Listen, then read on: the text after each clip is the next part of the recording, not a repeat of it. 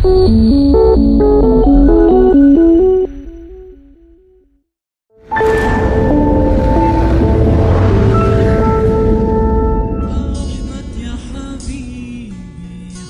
lupa tonton, subscribe, like, and share.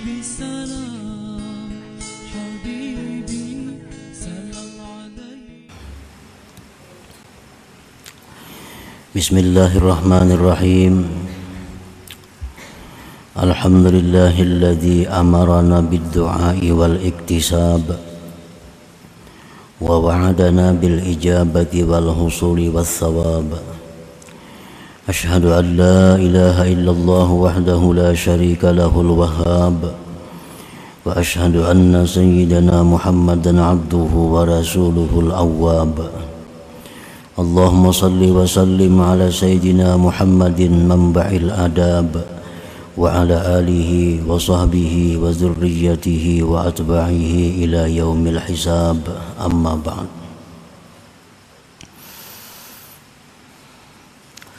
Yang kita hormati dan kita cintai para habaib dan para alim ulama, para muhibbin, hadirin hadirat rahimakumullah. Alhamdulillah, puji syukur kita haturkan kehadirat Allah yang selalu melimpahkan nikmat dan anugerahnya kepada kita. Salawat dan salam kita haturkan kepada junjungan kita Nabi besar Muhammad sallallahu alaihi wasallam dan kepada seluruh keluarga, para sahabat, dzurriyyat dan pengikut beliau sampai hari akhir nanti. Para muhibbin rahimakumullah, al-hikmatu tsalitsatu was-sab'un minal hikamil ataiyah. Qala al-Imam Ahmad ibnu Athaillah As-Sakandari rahimahullah wa nafa'ana bi ulumih. Hikmah yang ke-73 dari Al-Hikam, berkata Imam Ahmad bin Athaillah rahimahullah wa nafa'ana bi ulumih. Khairu ma tatlubuhu minhu ma huwa talibuhu minka. Bermula paling baik sesuatu yang kamu tuntut sesuatu itu daripada Allah ialah sesuatu yang mana Allah menuntutnya daripada engkau. Paling baik sesuatu yang kamu tuntut sesuatu itu daripada Allah ialah sesuatu yang mana Allah menuntutnya daripada engkau.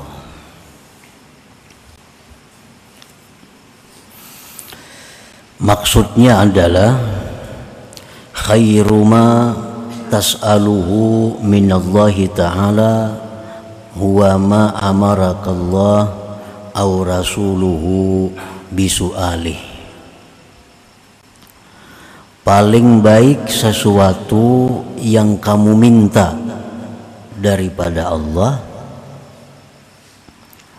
ialah sesuatu yang Allah perintahkan kepada engkau atau Rasulnya sallallahu alaihi wasallam dengan memintanya.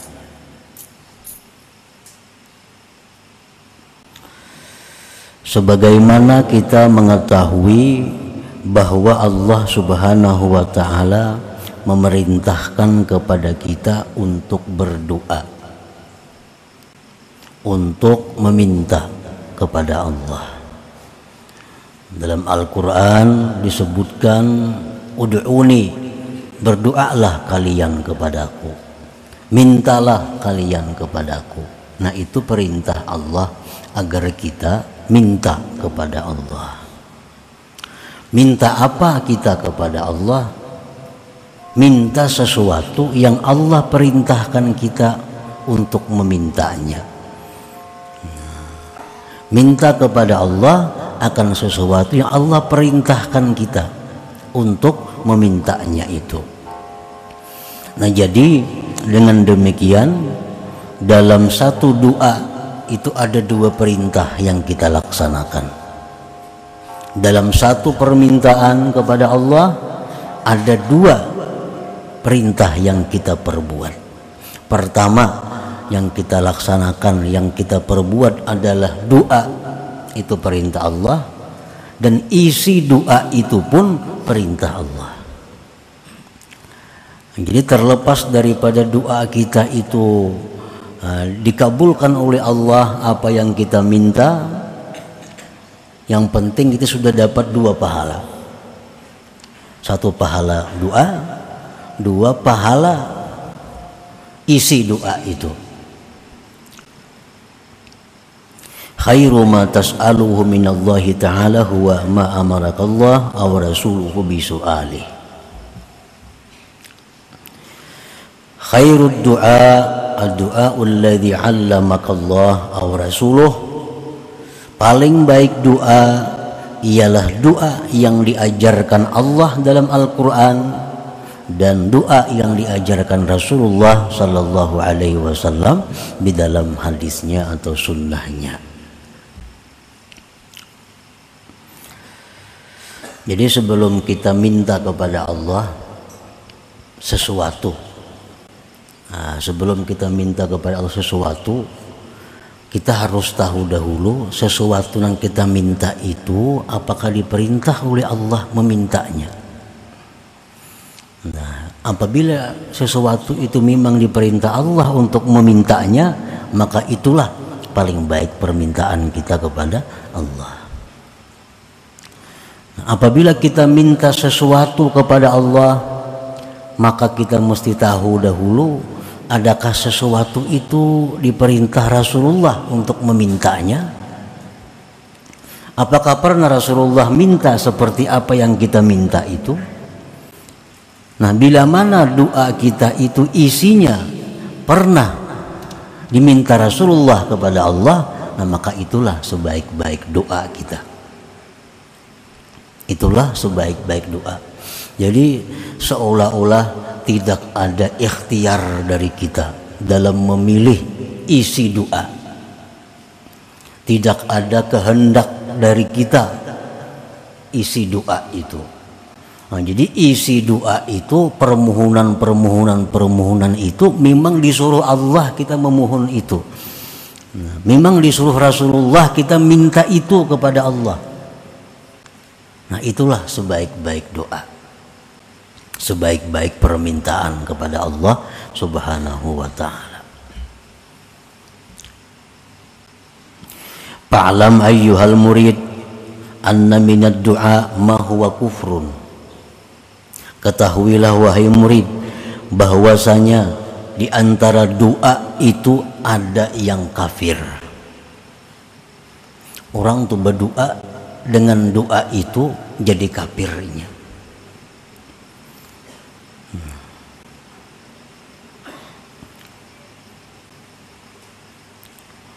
Kaddu'ai bil maghfirati war rahmati liman mata kafira. Contohnya seperti mendoakan ampunan, mendoakan dapat rahmat bagi orang yang mati kafir.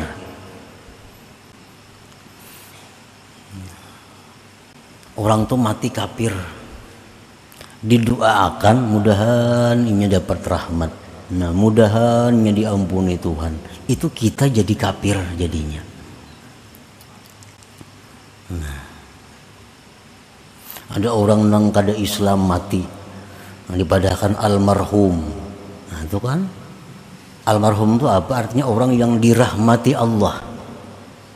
Berarti kita setuju dengan kekafiran itu. Setuju dengan kekafiran itu. Ar-ridha bil kufri kufrun. Ridha dengan kekafiran itu kafir.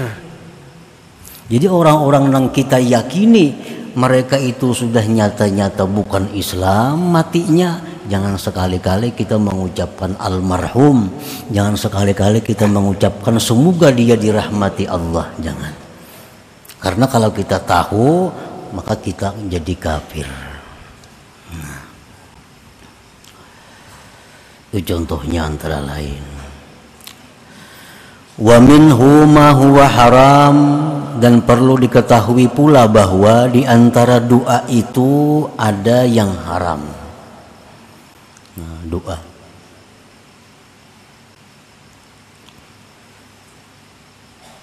Qad du'ai bisalamati wan najah limaksiatin.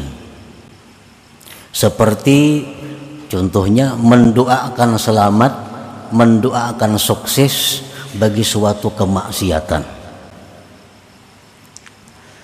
Nah, ini doa kita itu bukan jadi pahala, tapi justru sebaliknya haram. Kita mendoakan keselamatan, mendoakan kesuksesan bagi suatu kemaksiatan. Umpamanya di kampung kita ada orang maulah acara maksiat, didoakan mudahan karena apa-apa berhasil sukses. Nah, di kampung kita ada acara-acara yang sifatnya maksiat, didoakan mudahan itu manang, mudahan yang ini kalah. Nah, itu bukan jadi pahala doanya, tapi doa itu adalah haram karena mendoakan keselamatan, mendoakan keberhasilan bagi suatu kemaksiatan.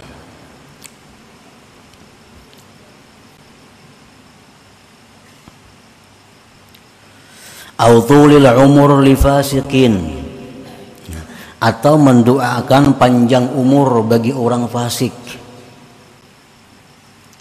haram juga. Orang fasik berulang tahun, semoga panjang umur, jangan doakan kan kayak itu.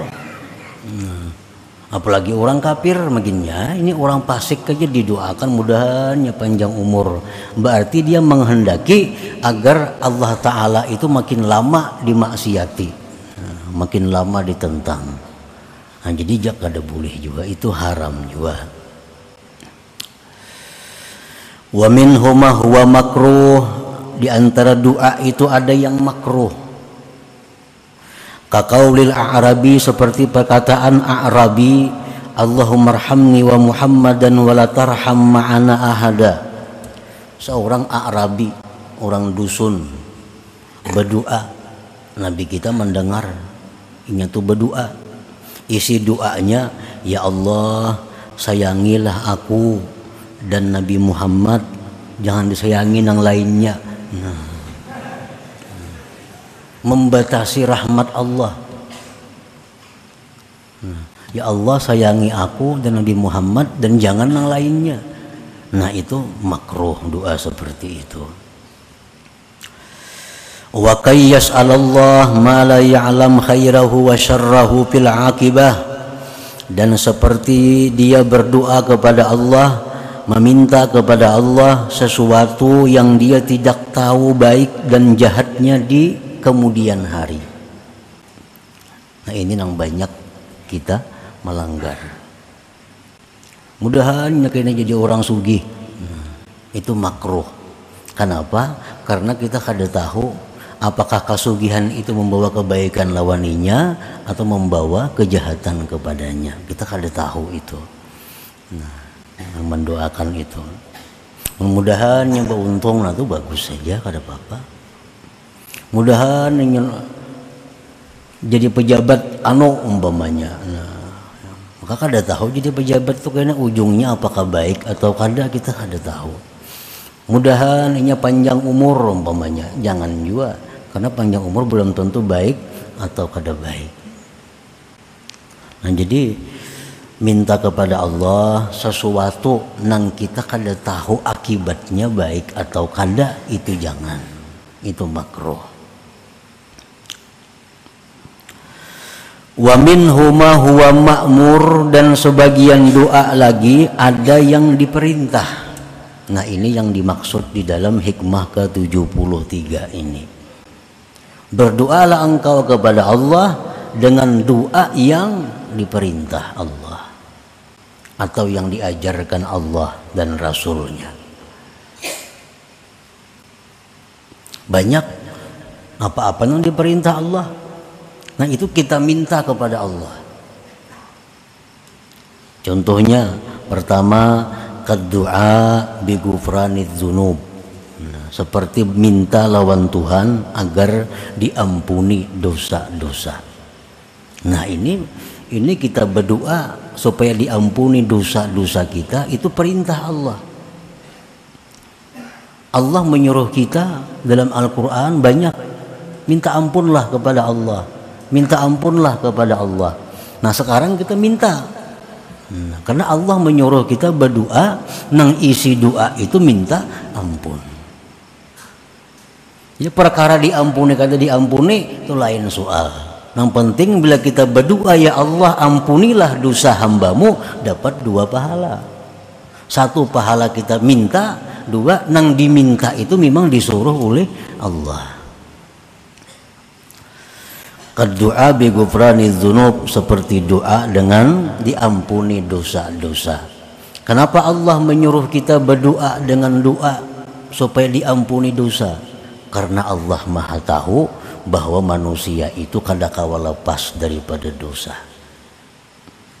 Baik nang di pasar, baik nang di rumah, baik di masjid, baik di majelis taklim, kadangkala lepas daripada dosa itu. Nah, coba yang Allah minta kepada kita adalah minta ampun kepadanya, minta ampun kepada Allah. Kita jangan berdoa, ya Allah umpamanya selamatkan hamba dari dosa, jangan minta itu sudah Nabi ampunnya.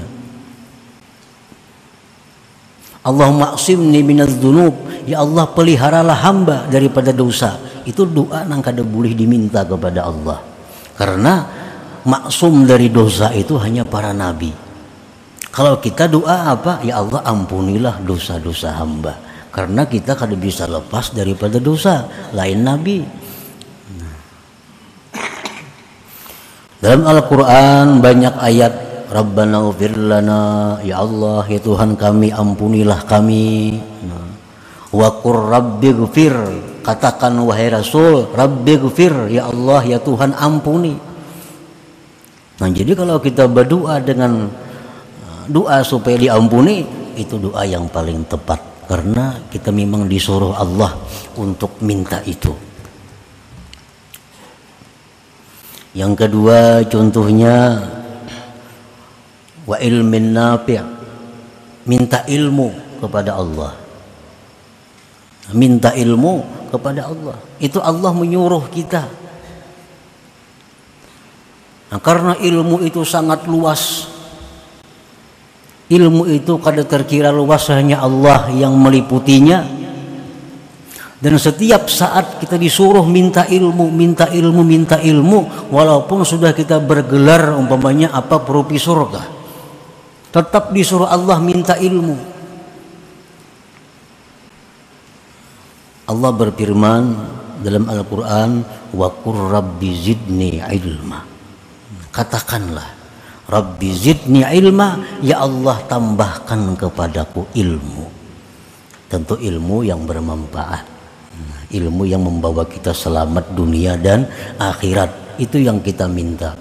Jadi kalau kita minta kepada Allah, minta diberi ilmu yang bermanfaat, minta tambahan ilmu, permintaan kita sesuai dengan yang diperintah Allah, sesuai dengan yang diajarkan Rasulullah Sallallahu Alaihi Wasallam. Yang ketiga contohnya yang mana kita disuruh berdoa itu wa amalin makbul, minta supaya amal ibadah kita ini diterima. Karena ada sedikit hamba-hamba Allah yang mana ditolak amalnya, karena beberapa hal akibatnya amal puasanya, sembahyangnya, zakatnya, umrah, haji ditolak oleh Allah. Nah, Allah menyuruh kita kalau kita beramal, kalau kita beribadah, ya Tuhan minta supaya ibadah itu diterima Allah. Karena banyak orang yang ibadahnya kada diterima. Wa kam min shaimin, berapa banyak orang yang puasa hanya mendapatkan haus lapar. Wa kam min musallin, berapa banyak orang yang sembahyang hanya susah payah didapatnya. Nah, lalu Allah menyuruh kita minta supaya amal ibadah itu diterima. Jadi kalau kita berdoa, ya Allah terimalah amal ibadah hamba, nah maka itu permintaan kita sesuai dengan yang diperintah Allah dan Rasulnya. Dalam Al-Quran Allah berfirman, Rabbana taqabbal minna innaka antas sami'ul alim. Allah mengajari kita berdoa. Ya Tuhan, berdoalah dengan doa ini, Rabbana taqabbal minna, ya Allah terimalah amal ibadah kami ini. Yang keempat, contohnya lagi, yang mana Allah perintahkan kita warizkin halal. Nah, kita minta rizki yang halal. Karena rizki ini menurut mazhab ahlu sunnah wal jamaah, rizki itu yasmalul halal wal haram. Nah, ngaran rizki itu mencakup halal dan haram. Orang yang banyak dapat duit haram itu banyak rezekinya, kada apa-apa, memang rezeki mencakup dengan yang haram. Nah, oleh karena demikian kita disuruh minta kepada Allah rezeki yang halal. Rasulullah SAW bersabda, idza sa'ala ahadukumur rizqa falyas'alil halal. Bila kalian minta rezeki kepada Allah, mintalah rezeki yang halal. Jangan hanya rezeki, ya Allah luaskan rezeki hamba, jangan itu. Karena itu kada diajarkan oleh Allah dan Rasul. Rasulullah mengajarkan kalau minta rezeki kepada Allah, minta yang halal. Nah, jadi kita lawan Tuhan minta supaya diberi rezeki yang halal, itu sesuai dengan perintahnya, sesuai dengan yang diajarkan Rasulullah sallallahu alaihi wasallam. Nah, yang kelima yang kita minta kepada Allah, azwaj wa dzurriyyah sulaha, pasangan zuriat yang saleh. Nah, kita minta kepada Allah diberi istri, diberi suami, diberi anak keturunan yang saleh. Nah, minta itu kita kepada Allah memang disuruh Allah minta. Allah mengajarkan dalam Al-Quran, Rabbana hablana min azwajina wa zurriyatina qurrata a'yun. Nah, ya Allah, berikanlah bagi kami pasangan-pasangan kami, zuriat kami, qurrata a'yun, penyenang hati. Penyenang hati. Nah, penyenang hati itu akan didapat bagi seorang suami kalau istrinya itu salihah. Seorang perempuan akan dapat pasangan yang menyenangkan hati kalau suaminya saleh. Suami istri akan dapat penyenang hati kalau punya zuriat keturunan yang saleh. Nah, coba orang misi anak datang mabuk ke rumah. Nah, kayak apa haji sugihnya, kayak apa haji nyamannya, kayak apa haji tinggi bangkat kedudukannya, datang kena anak ke rumah ditandu orang mabuk gitu di bawah jembatan. Adalah penyenang hati. Nah, jadi maka itu Allah meminta kepada hamba-hambanya ini supaya minta lawan Allah pasangan dan zuriat yang saleh itu.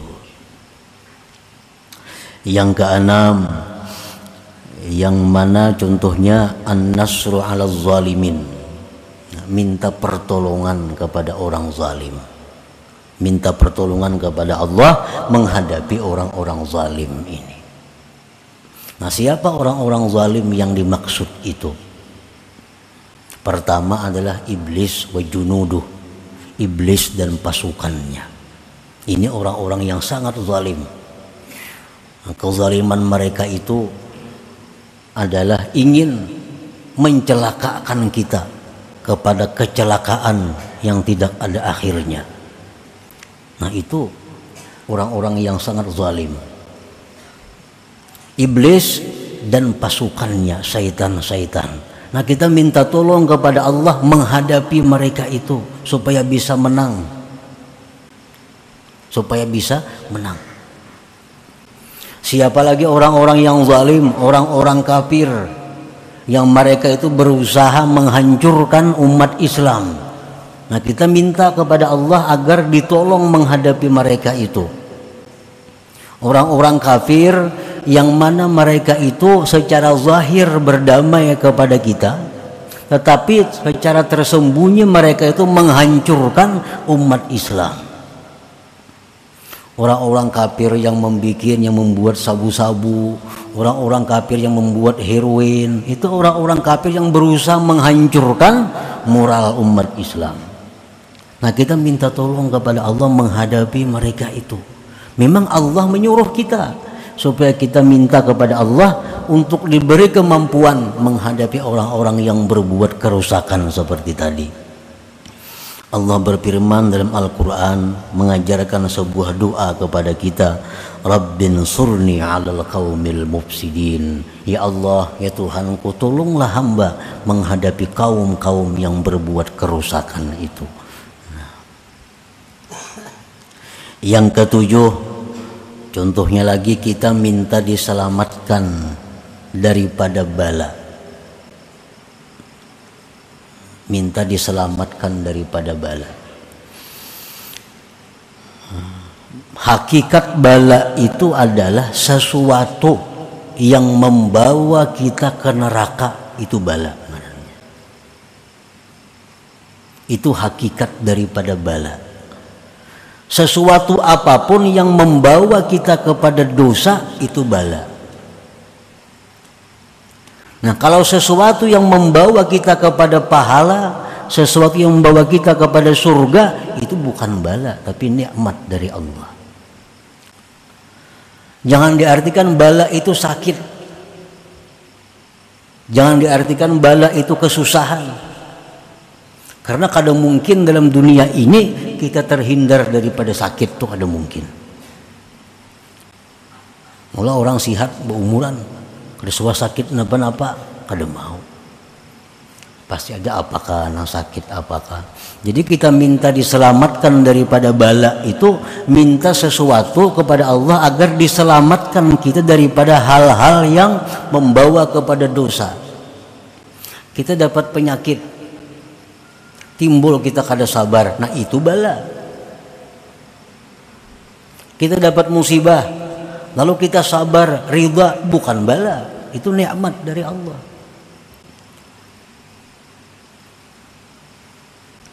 Nah, Rasulullah Shallallahu Alaihi Wasallam bersabda, "Idza sa'altumullah fas'alul afwa wal afiyah." Ujar Nabi, kalau engkau minta kepada Allah, mintalah kemaafan dan afiyah. Nah, afiyah itu sesuatu yang sihat, rohani dan jasmani. Sesuatu yang selamat rohani dan jasmani. Jadi afiat itu lebih daripada sihat. Kalau sihat itu hanya jasmani, tapi kalau afiyah sihat rohani dan jasmani. Itu yang kita minta kepada Allah. Yang kedelapan, contohnya kita minta kepada Allah tulul umur wa husnul amal. Nah, kita minta kepada Allah dipanjangkan umur, dibaguskan perbuatan, supaya banyak pahala. Rasulullah SAW bersabda, khairun nas man tala umuruhu wa hasuna amaluhu. Ujar Nabi, paling baik manusia itu yang panjang umur, baik amal perbuatannya. Nah, jadi kita minta kepada Allah panjang umur, sihat afiat untuk ibadah. Nah, permintaan kita kepada Allah seperti itu adalah sesuai dengan yang diberi petunjuk oleh Allah, sesuai dengan ajaran Rasulullah, agar itu kita minta. Nah, yang ke-9 contohnya, yang diperintahkan kita minta kepada Allah apa? Husnul khatimah. Nah, kita minta kepada Allah husnul khatimah. Artinya apa? Mati dalam keadaan membawa iman, Islam, mati dalam keadaan mengucap la ilaha illallah, itu husnul khatimah. Nah, ini mesti diminta kepada Allah, dan Allah pun menyuruh kita minta itu. Karena banyak umat, banyak hamba yang matinya su'ul khatimah, buruk di akhir. Bukan hanya zaman sekarang, zaman Nabi pun banyak ada beberapa sahabat yang buruk akhir. Ada sahabat Nabi yang begitu hebat berperang, tapi Nabi kita mengatakan huwa finnar, itu masuk neraka aja Nabi kita tuh. Sahabat ini bingung, wah makanya berperang, umpat fisabilillah, begitu banyak membunuh orang kafir, tapi Nabi mengatakan huwa finnar, dia mati masuk neraka. Lalu sahabat ini meneliti, mengintai gerak-gerik laki-laki tadi. Nah, begitu dia berperang orang kafir, membunuh orang kafir, lalu dilukai oleh orang kafir. Si laki-laki tadi dilukai oleh orang kafir, rubuh. Nah, kada tahannya menyandang sakitnya itu karena pedang orang kafir. Diambilnya pedangnya seorang, dicokakannya ke parutnya, nah mati dalam bunuh diri jadinya. Oh, dia sahabat bujur ke Nabi madahkan huwa finnar, dia mati masuk neraka. Nah, ini su'ul khatimah. Padahal sahabat Nabi, padahal berperang lawan Nabi. Nah, begitu riskannya ini masalah khatimah ini, Allah menyuruh kita minta husnul khatimah itu. Dalam Al-Quran, wa tawaffana muslimin, ya Allah, matikan kami dalam keadaan Islam, matikan kami dalam keadaan Islam. Nah, yang ke-10 yang kita minta kepada Allah adalah dukhulul jannah bighairi hisab. Masuk surga itu kada bahisab. Masuk surga itu kada singgah ke neraka. Nah, karena orang yang mati husnul khatimah itu bisa aja ke neraka dulu. Karena direndam di neraka hanya dibangkit ke surga. Jadi jangan hanya minta husnul khatimah. Nah, husnul khatimah itu bukan jaminan langsung ke surga, kada. Husnul khatimah artinya sekada-kadanya dia mati dalam Islam. Nah, kalau mati dalam Islam, bagaimanapun dosa banyaknya, satu saat akan dipindah ke surga, tapi ke neraka dahulu. Nah, oleh karena itu kita tutup permintaan kepada Allah dengan mati masuk surga tanpa melalui neraka. Ini ada nang 500 tahun lalu di neraka, kayaknya hanya diangkat. Hingga diangkat, ini latak nih, hirang. Ngarannya jahannamiyun, orang mantan jahannam. Lalu di neraka diangkat, masuk surga kada boleh orang awak hirang kayak ini. Orang surga bunga-bungas. Jadi dimasukkan dulu kana harul hayat. Nah, dinyelamakan dulu situ. Nah, dinyelamakan oleh malaikat, diangkat. Nah, hanya putih bercahaya kayak umur 33 tahun. Walaupun mati umur 70 orangnya. Nah, masuk akan ke sumur hayat tadi diangkat, nah, jadi umur 33 bercahaya sudah, nah hanya boleh masuk ke dalam surga. Islam dia matinya cuma di neraka ratusan tahun. Nah, kita minta kepada Allah jangan kayak itu, jangan singgah di neraka itu. Nah, minta masuk surga kepada Allah tanpa dihisap, tanpa ada kesulitan macam-macam. Nah, itu pun Allah mengajari kita minta seperti itu dengan doa yang hari-hari kita baca. Rabbana atina fid dunya hasanah wa fil akhirati hasanah. Dan pada akhirat itu kebaikan. Kebaikan akhirat apa? Kada singgah di neraka. Wa qina adzabannar, peliharalah kami daripada azab api neraka. Nah, jadi kalau kita minta kepada Allah sesuatu yang memang itu disuruh oleh Allah minta, umpamanya kada kabul, dapat 2 pahala. Amunnya kabul, itu bujur-bujur rahmat Allah. Tapi kalau kita doa kepada Allah dengan doa yang makruh, apalagi doa yang haram, lalu kabul, itu istidraj ngarannya, lanjuran. Ya Allah, jadikanlah hamba orang yang sugih ya Allah, umpamanya. Padahal makruh berdoa seperti itu. Kabul jadi orang sugih, itu lanjuran Allah. setiap lanjuran itu pasti akan berakibat susah, pasti akan berakhir penderitaan. Itu ngarannya istidraj, lanjuran. Nah, para muhibbin rahimakumullah, banyak sekali apa-apa yang disuruh Allah kita minta kesabaran. Allah menyuruh, ya Tuhan, mintalah kepadaku kesabaran, mintalah kepadaku petunjuk, mintalah kepadaku taufik dan lain-lainnya. Nah, pokoknya sebelum kita minta kepada Allah sesuatu, kita pastikan dahulu sesuatu itu apa disuruh Allah minta atau kada. Ada orang punya banaikan sekolah, nak berlulusan jadi pegawai, nah minta doakan nah mudahan lulus. Kada kawa didoakan mudahan lulus. Ini melulus bisa saja kayaknya berbahaya orang ini.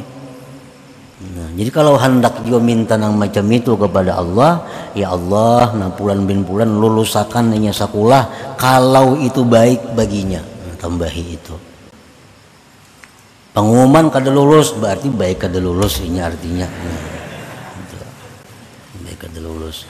Jadi tambahi dengan ta'likul khair, dengan ta'lik kebaikan. Ya Allah, jadikanlah hamba orang yang sugih kalau itu baik buat hamba. Ya Allah, sihatkanlah jasmani hamba, sihatkanlah, sembuhkanlah penyakit hamba jika itu membawa kebaikan lawan hamba. Karena ada sedikit manusia yang begitu garing baik. Nah, garing tasbih jadi tangan. Sudah sigar kada ingat lagi di tasbih, baik garing berarti nih. Nah, jadi lo minta kepada Allah kesehatan jika itu kebaikan untuk hamba. Jadi kalau kita kada tahu nang kita minta nih akibatnya baik atau kada, nah tambahi doa itu. Ya Allah, nah ini hamba ada urusan ini, maka biriskanlah urusan ini jika itu membawa kebaikan kepada hamba. Nah, dengan demikian kada termasuk yang makruh kita minta kepada Allah Subhanahu wa taala. Nah, selanjutnya yang ke-74. Ila hadratin Nabi sallallahu alaihi wasallam al-Fatihah. Ar-Rahmanir Rahim, Maliki yaumiddin, iyyaka na'budu wa iyyaka nasta'in, ihdinas siratal mustaqim. يا الله بها يا الله بها يا الله بحسن الخاتمة، الله بها يا الله بها يا الله بحسن الخاتمة، يا الله بها يا الله بها يا الله بحسن الخاتمة، فيا أيها الرجل منه شفاعة صلوا عليه وسلموا تسليما، اللهم صل وسلم وبارك.